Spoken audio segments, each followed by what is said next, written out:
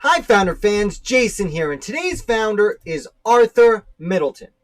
Now, Arthur Middleton was from South Carolina, and he actually spent a good deal of his youth in London, where his wealthy family sent him to receive an education. Now, when Arthur returned to the colonies, well, he quickly sided with the Patriots, who were unhappy with certain things going on with Parliament, yada, yada, yada. Now, his family was full of patriots. His father actually went to the First Continental Congress and signed the articles of association, usually called the Continental Association. And his father Henry, however, was a patriot, but he wasn't quite so radical as his younger son Arthur. Therefore, South Carolina chose Arthur to replace his father in the Continental Congress. Now, while his father was away in Philadelphia, Arthur had actually already helped set up committees of correspondence and the Committee of Safety. So essentially, Arthur had put together or assisted in putting together the revolutionary government of South Carolina, which is why he's a fairly obvious choice to be sent to the Second Continental Congress. And while he was at the Second Continental Congress, Arthur Middleton voted for and signed the Declaration of Independence. After this, he returned to South Carolina and found himself in a bit of controversy because in 1776, when independence was declared, all the different former colonies and now states had to quickly throw together a new government. And South Carolina did this, and their first 1776 constitution was fine, but after 2 years, they wanted to replace it with a more substantial document. Now, unfortunately, this new document had some differences in voting regulations. So the 1776 South Carolina Constitution said that all white men could vote as long as they owned some property.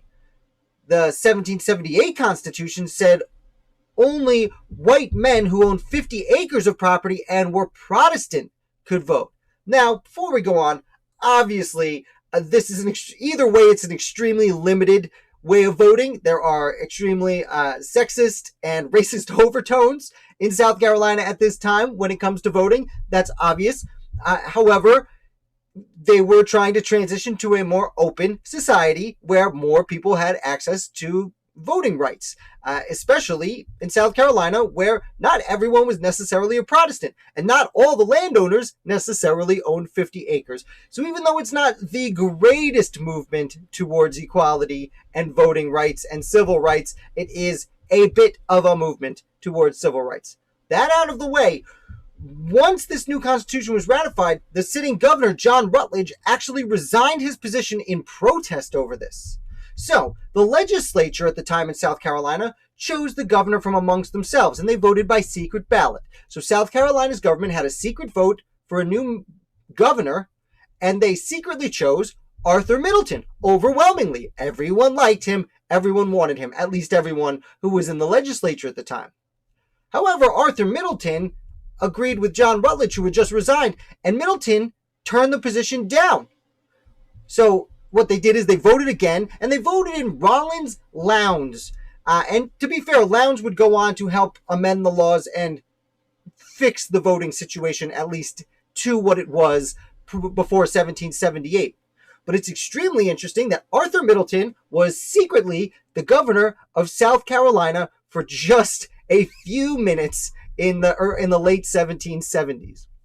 Middleton actually would go on to, he was returned to the Continental Congress for a year on behalf of South Carolina, and then would come back and participate in the state legislature for several more years, though unfortunately he died in early 1787 at just 44 years old of an unspecified fever, which is very sad. But that's the interesting story of Arthur Middleton's extraordinarily brief and very secret term as governor.